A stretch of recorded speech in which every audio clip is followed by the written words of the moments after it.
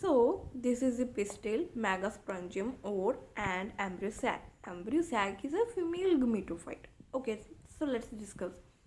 So in this gynoecium, that is a female reproductive part. Further, on the basis of carpel, they or pistil, they are of two types. Monocarpellary means a single pistil. Multicarpellary means more than one pistil. And further, there are two types: syncarpus and apocarpus. Syncarpus means when the more than one pistil are fused together, they are joined or fused together. Whereas apocarpus is a free pistil. They are present together, but they are free, not joined together. For example, we can see in this. This is basically papaver. This is a pistil of papaver where many stigmas or pistil part are joined together, fused together. Where this is a free mycelia where they are present together but not fused. We can see they are not fused with each other. Siding, opposite siding, where they are joined together, right? So this is a syncarpus, this is a papaver, and this is a apocarpus, free type. Okay. So now pistil has three parts: stigma, style, and ovary. So stigma is a basically landing or receptive part where the pollen grains will land on. So landing part है, stigma is a landing part where pollen grains will fall and germinate here if they are species specific. Okay, if they are non-species specific, then they will not germinate. They will just degenerate off. Okay. Now style, when the stigma has species specific pollen grains, they will germinate, and after growing they will pass through this tube like structure. For example, we can see this is stigma, right? On the stigma, pollen grains will fall off and their pollen tube grow, and this slender tube like structure where pollen grains will pass through it and reach to the ovary part. So how pollen grains will germinate, form pollen tube and reach to the ovary, we will discuss. So what is style? It is a elongated slender part beneath stigma. ये क्या है? एक slender part है, tube part है, elongated slender tube part that is present beneath the stigma. We have seen na, beneath the stigma there is a style. So yes, this is a style part. Now we come to ovary. What is ovary? It is a basically basal bulge part. Bulge part. Okay.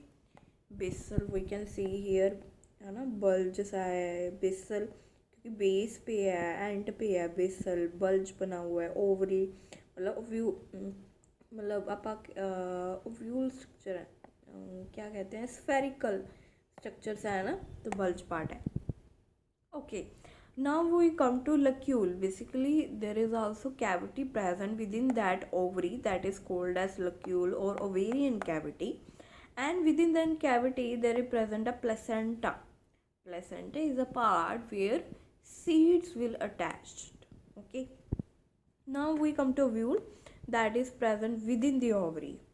Okay. So ovule also called as megasprangia that arise from placenta.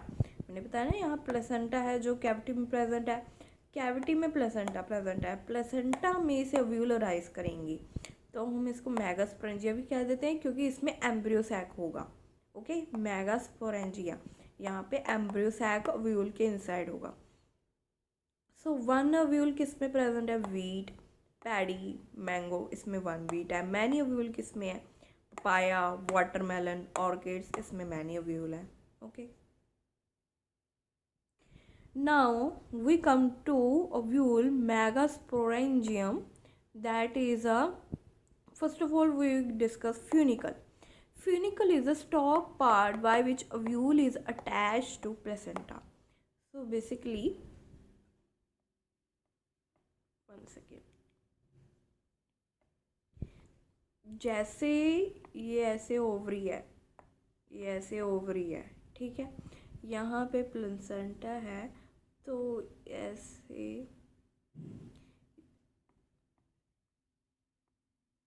ठीक है, ये placenta हो गया, this stalk is funicle and this is ovule and this part is ovary.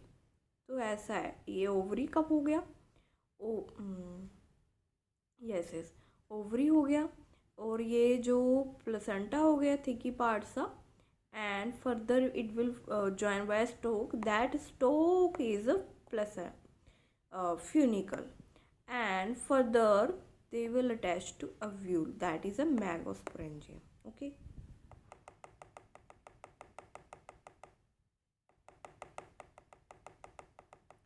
Okay, now hilum part, it is a region where ovule fuses with funicle. तो ये ovule का वो part जहाँ पे वो फ्यूनिकल से अटैच है, उस रीजन को, या फिर junction between ovule and funicle is called as hilum. Integument, these are protective layers around the each ovule. ये प्रोटेक्टिव लेयर्स है. माइक्रोपाइल का small opening at the tip where integuments are not present. Nucellus का वो tip का part जहाँ पे opening है. Opening क्यों है, क्योंकि वो पार्ट इंटैगमेंट से प्रोटेक्टेड नहीं है. चला जा, it is a basal part of ovule opposite the micropyle. ये चला जा कि ओव्यूल के बेसल पार्ट पे है और ऑपोजिट टू माइक्रोपाइल है. नुसेलस क्या है, ये मास ऑफ सेल है दैट लाइज विद इन इंटैगमेंट, और ये अबंडेंट होता है फूड रिजर्व में. जैसे यहाँ डायग्राम है, यस, जैसे ये देख सकते हैं, ये हाइलम पार्ट है, राइट, हाइलम पार्ट, क्योंकि ये ओव्यूल हो गया, ये ओव्यूल हो गया, राइट, और ये फ्यूनिकल हो गया. तो उसका जो जॉइंट रीजन है ये हो गया हमारा हाइलम. क्या था हाइलम, क्या था, junction between funicle and ovule. तो ये फ्यूनिकल हो गया ये, और ये हमारा ओव्यूल पार्ट हो गया, राइट, ये फ्यूनिकल, राइट. Micropyle का small opening at the tip where integuments are not present. We can see that जहाँ पे खाली स्पेस है, इंटैगमेंट प्रेजेंट नहीं है, राइट. ये क्या है, ये इंटैगमेंट्स हैं, ठीक है. ये और इनके मास ऑफ सेल यहाँ पे क्या है, ये नुसेलस है, और ये अंदर इनसाइड क्या है, एम्ब्रियोसैक है, और opposite to micropyle basal part में क्या है, चलाजा है, राइट. सो ये हो गया. ओके, डन, ये हो गया ना. हाँ, ये हम करते हैं फीमेल गमीटोफाइट. फीमेल गमीटोफाइट हम एम्ब्रियोसैक को कहते हैं, ठीक है. ये क्या होता है, बेसिकली एक फंक्शनल मेगास्पोर होता है ना, उससे एम्ब्रियोसैक बनता है इनसाइड द ओव्यूल. ठीक है, हम आगे देखते हैं इसको प्रॉपर, जैसे मैं आपको वैसे समझा देती हूँ. क्या होता है बेसिकली प्रोसेस क्या है ना, ये मेगास्पोर मदर सेल है, ठीक है. ये क्या है, म्योसिस में जाएंगे. इसमें म्योसिस, हमारी जो डिवीज़न होती है ना म्योसिस, उससे क्या है 4 मेगास्पोर बनेंगे, 4 मेगास्पोर, जिसमें से 3 डीजनरेट कर जाएंगे और 1 फंक्शनल होगा. जो 1 फंक्शनल होगा वही फर्दर क्या है, एम्ब्रियोसैक बनाएगा. और तीनों तो डीजनरेट हो गए ना, 4 बने थे, 3 have degenerated and the last one functional one will form the embryo sac. So that is a process of female gametophyte formation.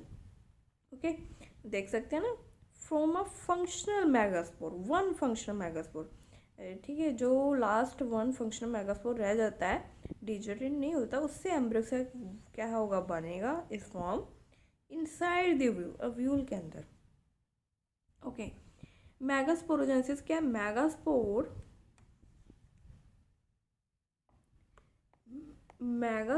Formation from megaspore mother cell.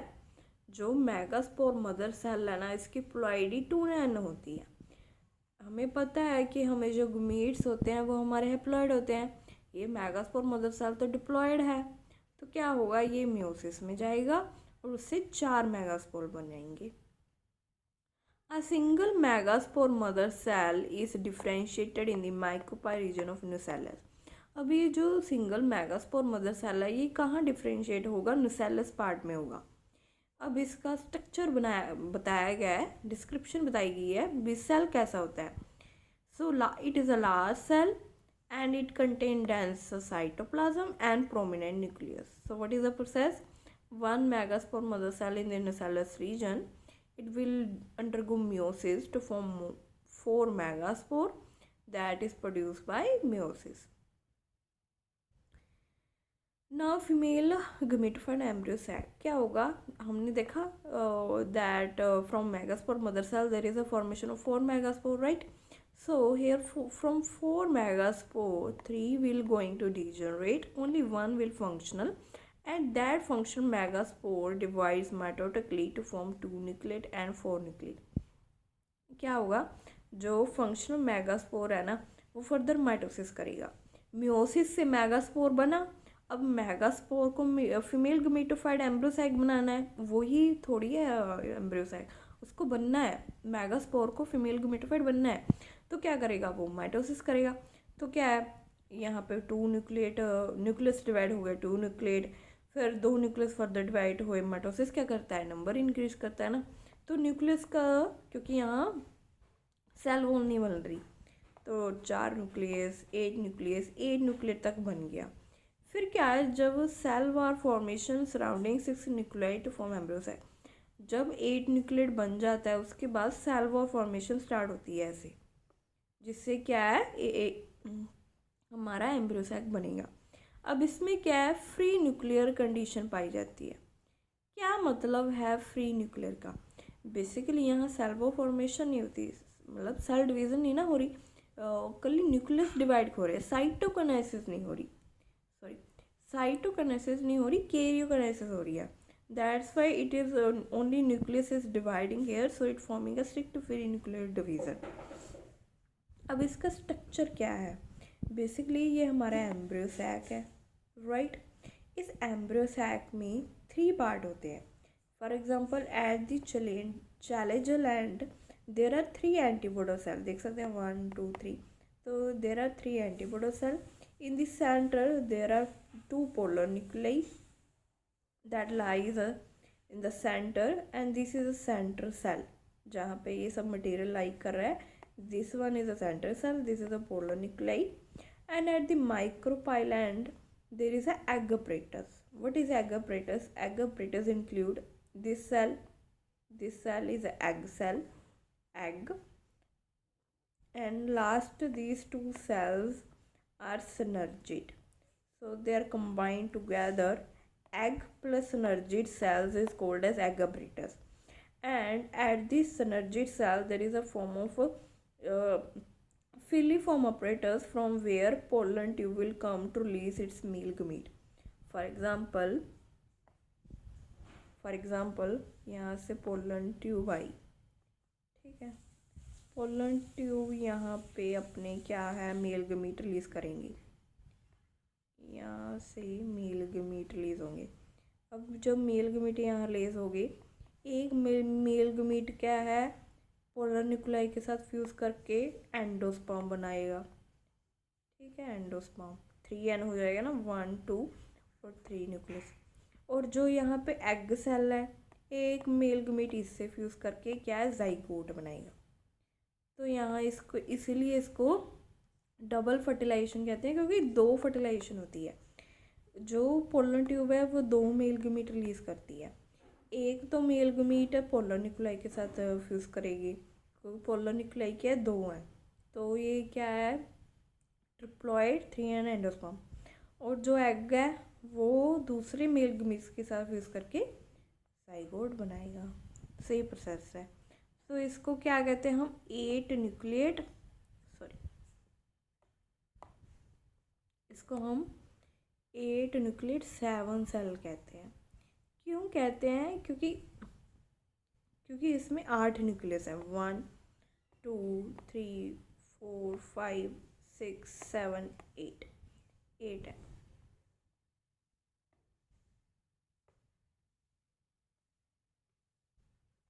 फिर से देख लेते हैं,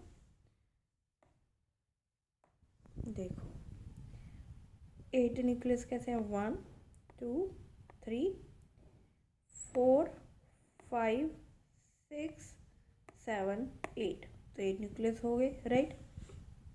और सेल 7 सेल है, क्यों, 1 2 3 4, क्योंकि ये दोनों क्या एक ही सेल में इकट्ठे लाई कर रहे हैं, तो हम इसको सेल एक काउंट करेंगे, न्यूक्लियाई 2, तो क्या हो गए 4 5 6 7, तो 7 सेल 8 न्यूक्लियाई।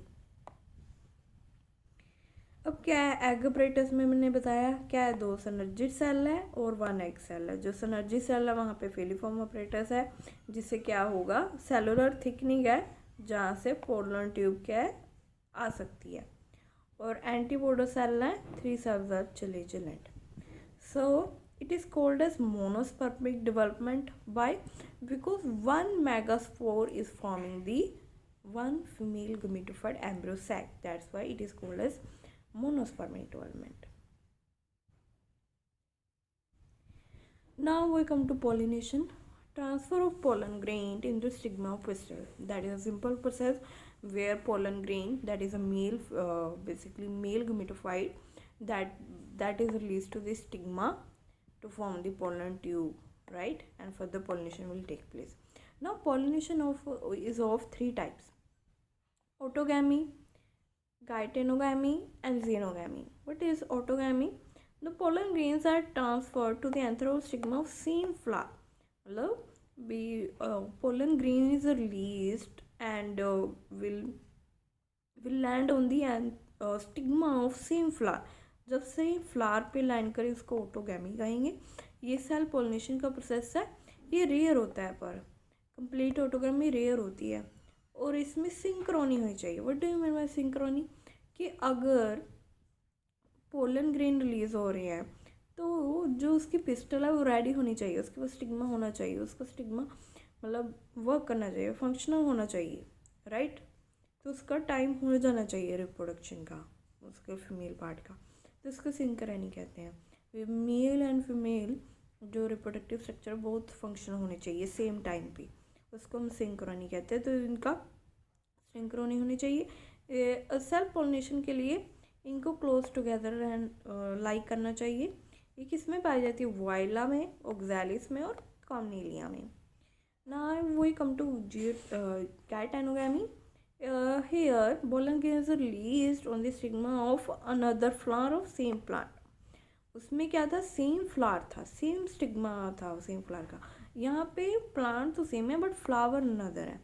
ये फंक्शनली क्या है? क्रॉस पॉलिनेशन है, क्योंकि इसमें ट्रांसफरिंग एजेंट, पॉलिनेशन एजेंट चाहिए, लेकिन जेनेटिकली सिमिलर है क्योंकि ऑटोगैमी है तो सेम प्लांट।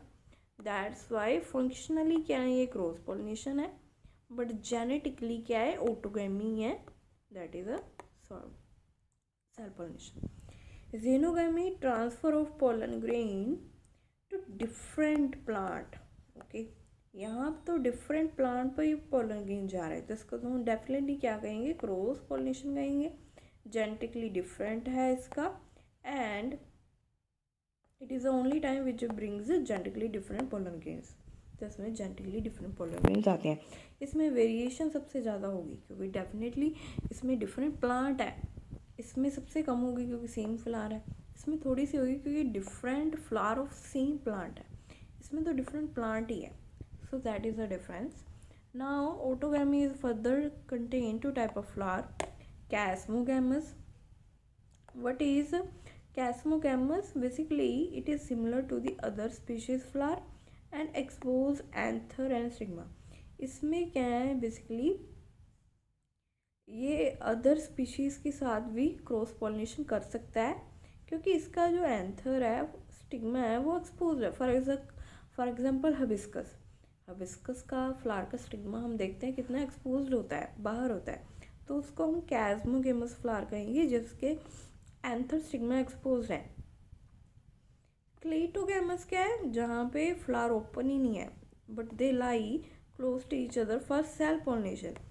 क्लिस्टोगैमस क्या है? ये complete process of self pollination है क्योंकि जो फ्लावर क्लोज्ड है तो आउटसाइड तो पॉलिनेशन हो ही नहीं ना सकती। तो जो क्लिस्टोगैमस है उसमें क्रॉस पॉलिनेशन पॉसिबल नहीं है, सिर्फ सेल्फ पॉलिनेशन ही होगी क्योंकि इसमें ओपन ही नहीं होते flower. So anther stigma lie close to each other and highs to communicative stigma for self pollination. this में self pollination होती है. So that's all. Thank you so much.